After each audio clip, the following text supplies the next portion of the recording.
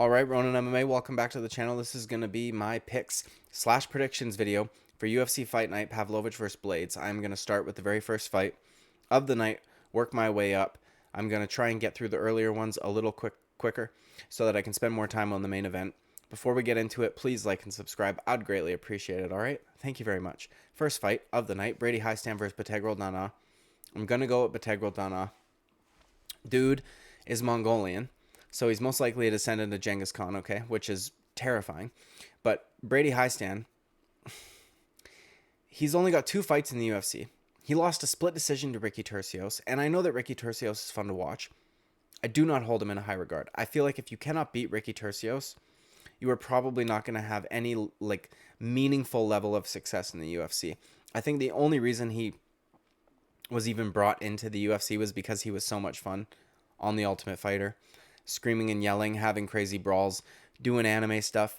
You know what I mean? But if you're not beating him, I don't know. But Danaa's fought way better guys. Like, he's lost to Chris Gutierrez and you know what I mean? Guys like that. So I have to go with Danaa. Dude gets it done by KO. Hiestand's been KO'd before. I'm going to go with Danaa by KO. Next fight, Priscilla Cachoeira versus Silva. Priscilla Cachoeira, if you look at her record, it looks like she's upped her game and been on a roll since she dropped 3 in a row. She lost to Valentina Shevchenko, Molly McCann, and Luana Carolina all in a row. Since then, she's finished Ariana Lipski, Gina Mazzani, who I don't know, and Shauna Dobson, which, you know what I mean? So it looks good on her record. Like, she got 3 wins back. But the thing is that they're not really high-level girls. Like, Shanna Dobson is, okay, I guess. You know what I mean? So, I don't know, man. She's also 34, which is definitely older for the women's divisions. Her opponent is 5 years younger, also has a ton of finishes on her record, which I love to see. Priscilla Cachoeira obviously hits hard as rocks. Silva likes to get it done by sub. I'm going to go with the new girl here. She had a good performance on Dana White's Contender Series. First round finish in her first UFC fight. Both of them by submission.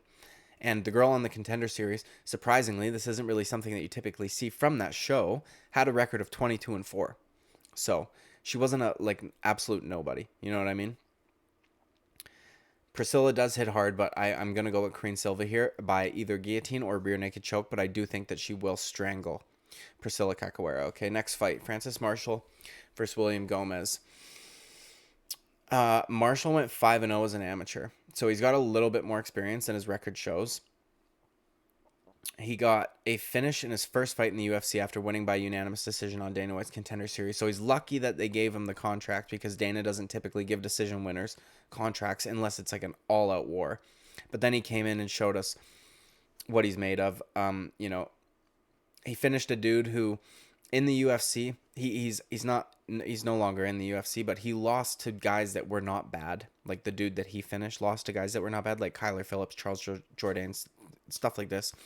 So he wasn't like a total bum. Marcelo Rojo. Gomis hasn't lost since 2016, but the only thing is he's got 1 fight in the UFC, and he won it by a majority decision. So that means somebody scored it a draw. And you know what I mean? So it's just, I don't know, against a guy who we haven't actually seen since that fight. So I don't even know if he's still signed with the UFC or if he's still fighting, period. But I'm going to go with Francis Marshall here to get a TKO early, either in the first round or early on in the second round. This next fight, dude, I'm actually really excited for. Mohammed Usman versus Junior Tafa. As I've said many times, I was a massive kickboxing fan. I love Glory Kickboxing. I've watched Junior Tafa fight almost every time he fought in Glory. He didn't have the best record in Glory. He went 3-4. But the dude's losing to really good fucking high-level kickboxers. Like, Jamal Ben Sadiq had beat Rico Verhoeven. You know what I mean? Rico Verhoeven came back to get revenge on him eventually because Rico Verhoeven was pretty young at the time. But still, super, super high level. Adeg Bowie, I hope I said his name correctly there. He's also a very high level guy. Like, he's not losing to bums. You know what I mean? And he's a very high level striker. I'm a little concerned about his takedown defense. I would imagine Muhammad Usman can probably shoot a mean double. You know what I mean? Usman likes to get KOs though. So I don't know if he's going to have the fight IQ to do that, because he is certainly not his brother. You know what I mean? He's basically just big and powerful, and that's why he's able to fight in the UFC. Junior Tafa, very high level, legit striker, is going to been there, done that, dude. Seen big, powerful guys. Yeah, I'm going to go with him by... dude, I'm picking a lot of finishes here, but I'm going to go with him by TKO. I think he'll hurt Muhammad Usman and then finish him off. He's good, man. He's good. I've been wanting to see what he can do. Next fight, dude. Rosa versus Norma Dumont. Jesus Christ. I don't know, dude. No, I'm going to go with Norma Dumont. Maybe, kind of, sort of, I think, by split decision. Who fucking knows, dude? Both of these ladies are not very proficient in the finishing department. So, Norma Dumont beat Aspen Ladd. She beat Felicia Spencer, which Felicia Spencer had kind of a close fight with Amanda Nunes. Not really. I mean, Jesus, I don't fucking know, dude. Norma Dumont by a boring split decision. I will probably walk away into the kitchen or to go outside to, do something and come back later in the third round. Next fight, dude. I tell you what, okay? Ronnie Yahya versus Montel Jackson. I challenge you to go listen to Smells Like Teen Spirit, and at the end of the song, you tell me Kurt Cobain is not fucking screaming Ronnie Yahya. Okay? You will never be able to hear that song with the correct lyrics ever again after hearing this. I swear to God, he is yelling Ronnie Yahya. And I know he's not. You can look up the lyrics. He's not yelling Ronnie Yahya. But he fucking is. Okay? Trust me. Listen. It's what he's saying. 38 at bantamweight. Too old, man. I just can't do it. I feel like Ronnie Yahya is at the end of his career. Sometimes he pulls some shit off. You know what I mean? He doesn't lose to horrible guys. Montel Jackson's 8 years younger. Obviously newer in his career. He's lost to similar level opponents like Ricky Simone. A lot of this pick just really has to do with age, man. I feel like Ronnie Yahya is done.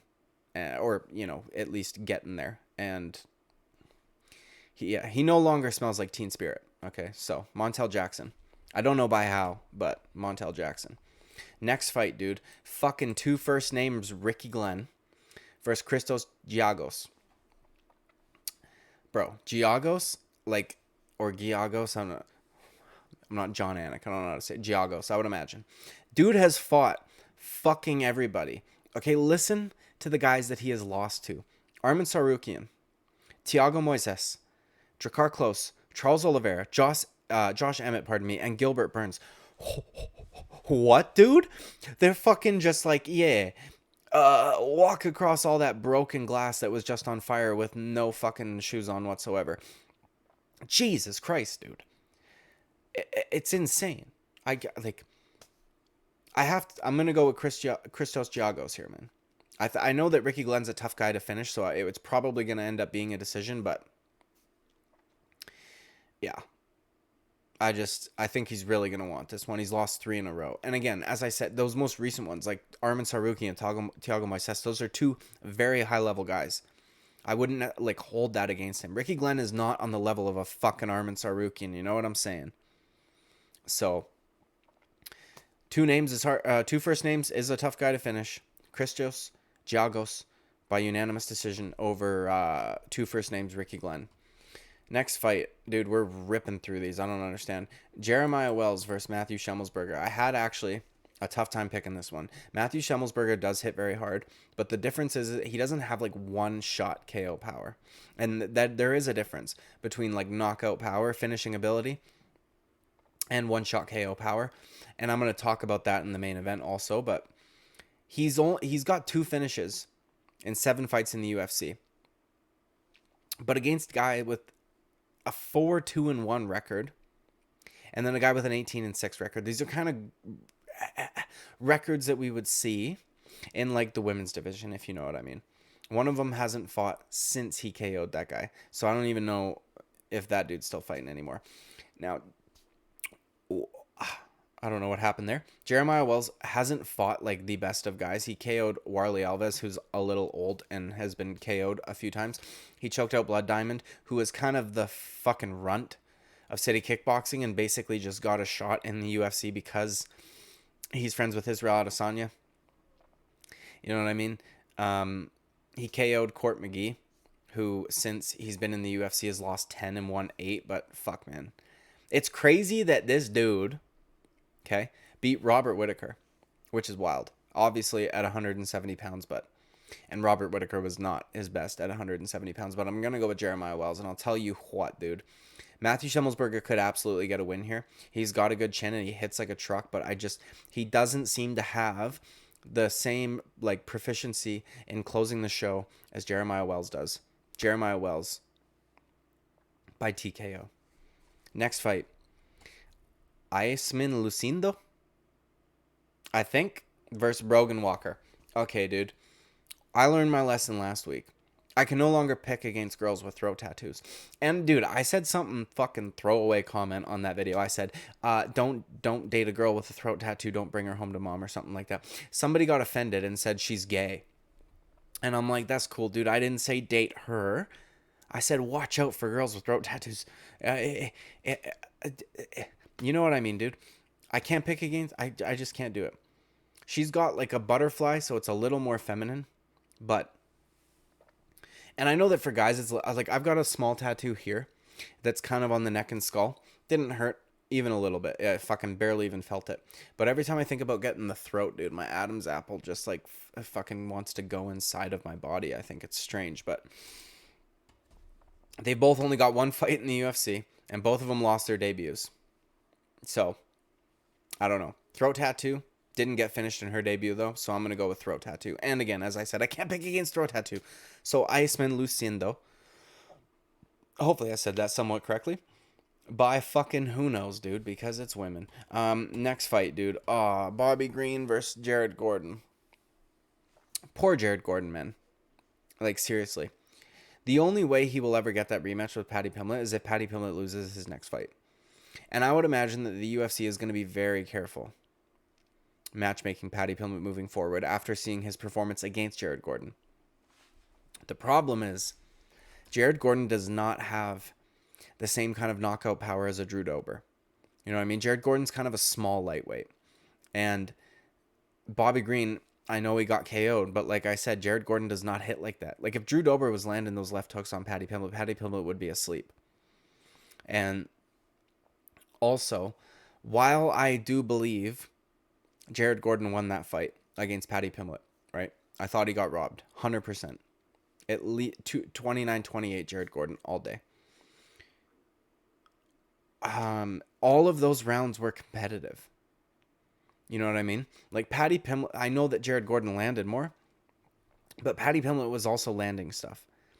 And I feel like if Paddy Pimblett's going to land stuff on you, a guy like Bobby Green will absolutely land stuff on you because he is way slicker with his striking. His hands he's weird angles, very tricky to deal with. I don't see Jared Gordon just sleeping him. So I'm going to go with Bobby Green here, which is just it's so unfortunate for Jared Gordon's career, man. I actually hate that because the UFC didn't really like fucking throw him back a whole lot. Like Bobby Green isn't, you know what I mean, bottom of the barrel, but it's also a totally different matchup. It just sucks for him because I don't think he's going to get this one done. So he needs Paddy Pimblett to lose his next fight. So Bobby Green, maybe by KO. I hope not, though, because then we'll see Paddy on fucking Twitter and shit like that going crazy, which will be annoying. But anyways, dude, next fight, Brad Tavares versus Bruno Silva. This was also a very tricky one. I had no idea who to pick. I was like going back and forth with this, but I'm going to go with Bruno Silva. Brad Tavares is 35. He doesn't get a whole lot of finishes, pardon me. I think he's kind of towards the end of his career. He's been finished quite a bit. Whittaker, Shabazian, you know what I mean? I mean, these are good guys. He got finished by DDP. I wrote DDP in my notes. Every time I fucking see DDP, I think of Diamond Dallas Page, not Dricus du Plessis. And I have never watched a WWE event in my life. And I mean that. I haven't. But for some reason, I think of Diamond Dallas Page. Dricus du Plessis. Either way, okay. They're both old. Bruno Silva's a little younger. He was able to eat shots by Pereira, which is fucking mental. Then he was able to get dropped by Gerald Meerschaert, which is also fucking mental. Okay, but that's okay. I'm going to trust him to get this one done. I think Brad Tavares should probably think about retiring soon. I don't think he, like, you know what I mean? Yeah. Bruno Silva.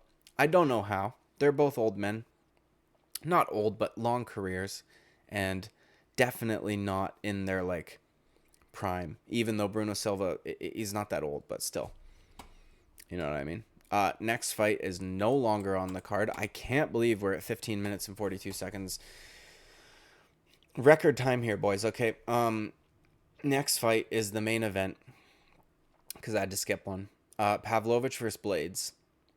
Fucking, you guys are gonna hate me for this one. That's fine though, dude, because you can come back and roast me, flame me in the fucking comments if I'm wrong on this, because I want to be wrong on this. I want to be wrong on this so badly, but the problem is I shit the fucking bed on the last picks, and I don't want to do it again here. I think I'm going to pick Curtis Blaydes. Please don't fucking unsubscribe because I picked Curtis Blaydes. I really don't want him to fucking win. Here's the thing, dude. Pavlovich's stats say he has a 66% takedown defense. The problem is with that, because these are UFC stats, obviously. The problem with that is that's only off of 3 takedowns. And one of them was against a 40-year-old Abdurakhimov, who was old and fat and small compared to Pavlovich, hairy, and it was kind of like it was barely a shot, you know what I mean? He was getting fucked up. And it was kind of like a desperation shot. 2 of them came from Alistair Overeem. Alistair Overeem got one of them. This is a very uncharitable way of saying this, but the only time Sergey Pavlovich has ever been taken down, he got finished. And I fucking definitely don't like Curtis Blaydes' fight style. I would argue he is a way better wrestler than Alistair Overeem. Now, to be fair, Pavlovich has been working with some good guys who are also grapplers, and we've seen, you know, Alexander Volkov makes serious improvements in his takedown defense, kind of by cage grabbing, but that's okay. It's not okay, but still. The other thing is, I know Pavlovich has knockout power. You know what I mean? We've seen him finish Derek Lewis. We've seen him finish Tai Tuivasa. The problem is, for me, he doesn't have the same kind of knockout power that a Derek Lewis has, that a Francis Ngannou has. And I know that's weird to say because he finished Derek Lewis, right? But Derek Lewis has literal one shot, like KO power. If he lands on your chin one time, you're dead, right? Whereas Pavlovich it's a barrage. Like, he definitely hurts you with a shot. If he lands a clean shot, he'll probably hurt you. But he ends up, like, barraging you. Like, Tai Tuivasa and Derek Lewis both. They were barrages. They were not just one punch slept. You know what I mean? Derek Lewis timed that uppercut perfect. Curtis Blaydes was being very weird and patient and hesitant and was trying to, like, stay on the feet. I guess maybe he was trying to make it seem like he wasn't going to shoot right away, make Derek Lewis stop thinking about the takedown and then whatever, but he obviously did not. He timed that uppercut perfectly. One on the chin, fucking dead, dude. Sergey Pavlovich does not have that kind of power, at least in my opinion, just based on what I've seen in his fights. Do you know what I mean? And he does have very crisp, very clean boxing. He kind of goes a little wild though, man. And like a guy like Derek Lewis, a guy like Tai Tuivasa, their instincts are not to shoot a takedown on you. Tai Tuivasa's instincts are if he's rocked, is to throw as hard of a punch as he possibly can. You know what I mean? That's how he knocked out Greg Hardy. Like, he gets hurt and he doesn't try to recover. He just wants to hurt you back. So then now we're on even playing field or whatever. It's weird, man.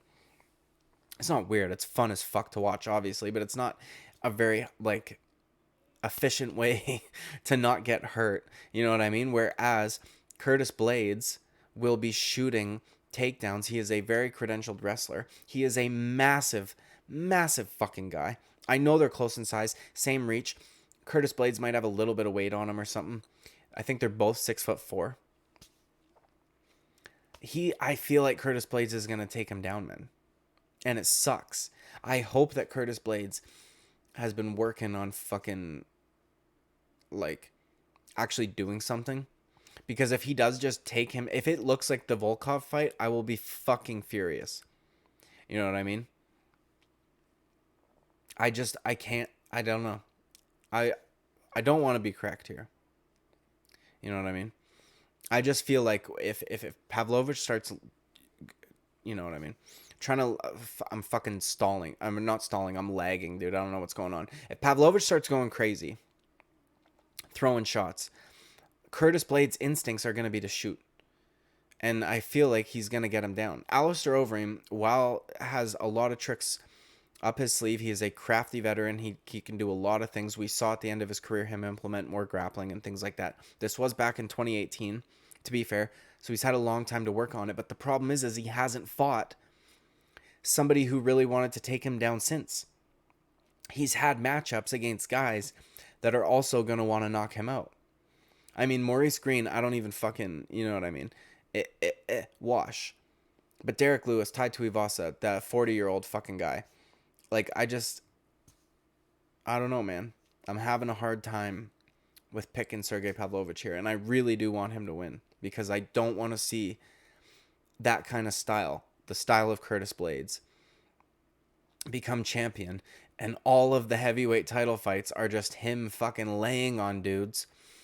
Trying to fornicate with them. Do you know what I mean? I don't want that. He's fought objectively a way, like, wider variety of high-level heavyweights. Fuck, man. I'm picking Curtis Blaydes. But for the sake of the heavyweight division, I hope he fucking loses, dude. And I hope that he loses, and I hope that you guys come back and roast the shit out of me. It was funny. There was one guy in the comments last week who said, I'm the guy who comes here to disagree with the main event pick 16 minutes after a 30-minute video was uploaded or something like that. It was funny. And I ended up being correct. And I mean, that wasn't a genius pick, picking Max Holloway. A lot of people did. I see a lot of people picking Sergey Pavlovich, though. And I feel like it's more, you're like letting your wants and hopes seep into the pick. You know what I mean? I know that Curtis Blaydes is his kryptonite is kind of like KO power, right? Francis Ngannou and Derek Lewis. But the problem is, as I said, those guys have legit. They touch you on the chin one time, you're dead. Whereas Pavlovich, kind of, it's a barrage. And obviously he hits hard. He rocks you. But then he has to follow up.